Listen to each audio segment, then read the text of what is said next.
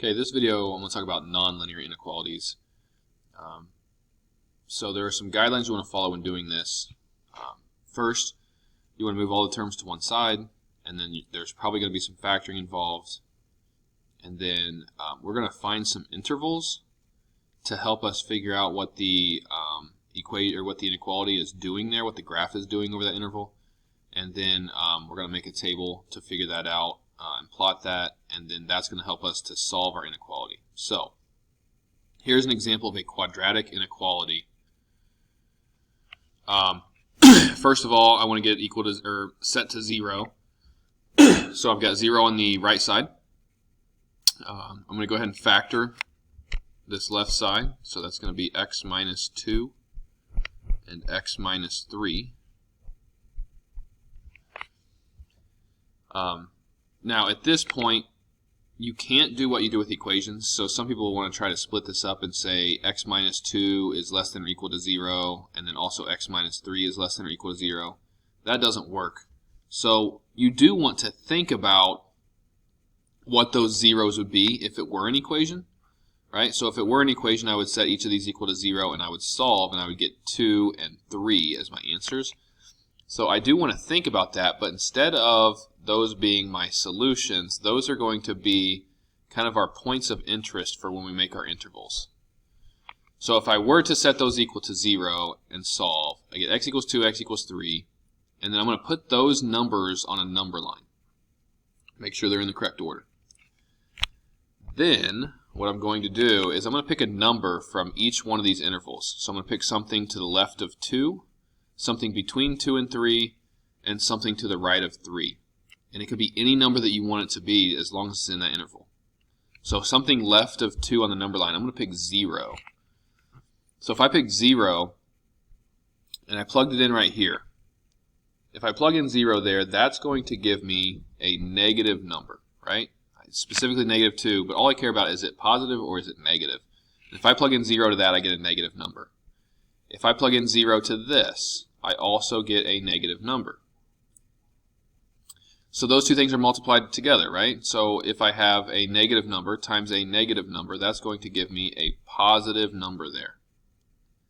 What that tells me is that any number to the left of 2, if I were to plug it into this inequality, on this left side, I will get a positive number. Okay, it's going to give me a positive number over there. Anything less than 2. Okay, so what about something between 2 and 3? So 2.5 would be a good number to pick in here. If I pick 2.5, this first factor, 2.5 minus 2, that's a positive number. And then 2.5 minus 3, that's a negative number. And so I get a positive times a negative, which is negative.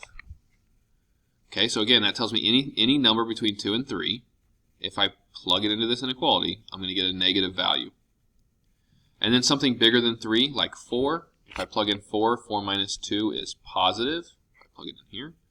If I plug in 4 here, 4 minus 3 is also positive, and a positive times a positive is a positive number.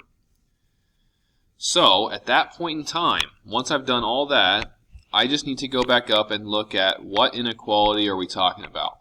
We are talking about when it is less than or equal to 0. Okay, so less than or equal to 0 would mean negative or 0. So I want to look for the interval where it's negative, and that happens right here between 2 and 3, right? That's when I have negative values. If that were greater than 0, I would want the interval over here left of 2 and the interval to the right of 3, but I want less than 0 or negative, so that's in between 2 and 3. So my interval is going to be from 2 to 3, and then the key here is I do have or equal to 0, so if it's or equal to 0, that means that my endpoints of my interval, those will also count as solutions, and so therefore I'm going to use brackets here. If I strictly had less than 0, then I would use parentheses around 2 and 3. And again, if it's greater than, I would pick the two intervals, one to the left of 2 and the other one to the right of 3. So factor, find what your zeros would be, put them on a number line, and then pick the intervals, pick something in each interval, and see if it's positive or negative, and then look at the inequality there. Okay, that's the process you want to use every time with a quadratic inequality. an inequality involving a quotient, I'm going to kind of do the same thing here. I do want to set it to 0, so I don't like this 1 over here. So what I'm going to do is I'm going to subtract the 1.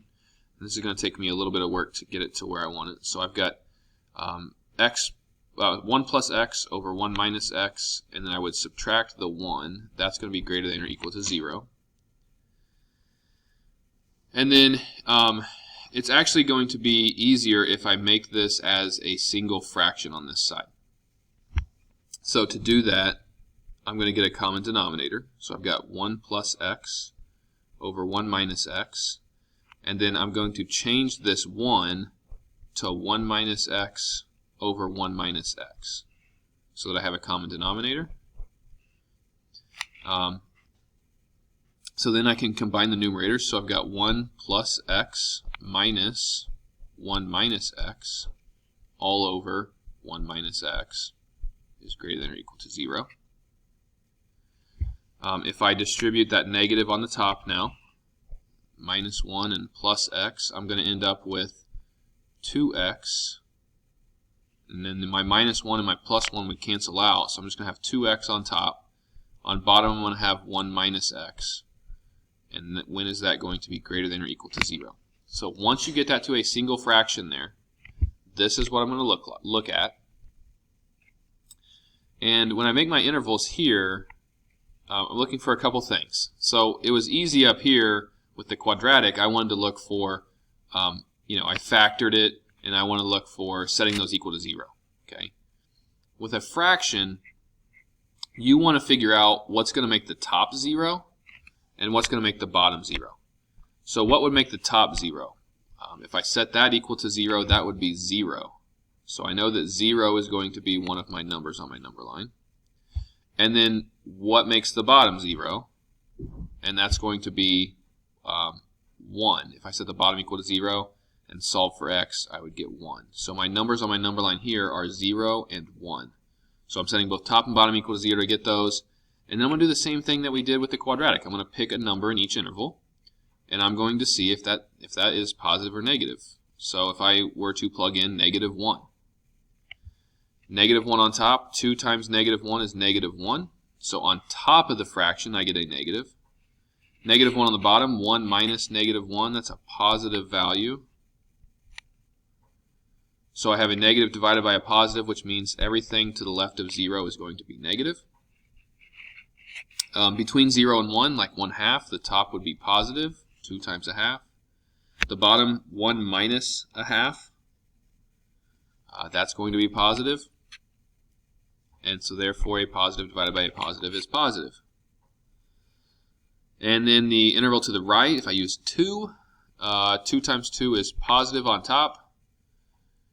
1 minus 2 is negative on bottom. Positive divided by a negative is negative. Go back, look at your inequality. We want to know when is this thing greater than or equal to 0. So in that case, this means positive. And again, that's going to happen between those points of interest of 0 and 1. And so I'm going to go ahead and put in 0 to 1. And then we're going to talk about if that needs to be parentheses or bracket or what that needs to be. So if you were to think about plugging in 0 here, I would get 0 on top, 1 on bottom, 0 divided by 1. That is going to be equal to 0. Okay? So that means 0 can count. So I'm going to make that a bracket instead of a parenthesis. Now 1, if I were to plug in 1 into this, on top I get 2 times 1, that's 2. On bottom I get 1 minus 1, which is 0. So I have 2 divided by 0. And 2 divided by 0 is not equal to 0. You cannot divide by 0. So even though 1 was my end point of my interval here, I still can't include it. Again, even though I have or equal to 0, I still can't include that. It's just going to be a boundary. So my interval is actually bracket 0 to 1 parenthesis. Okay? So a couple different nonlinear inequalities there. The main idea is the same. Get it set to 0, get it into either a single fraction or something that you can factor, and then pick those intervals to figure out your positives and negatives.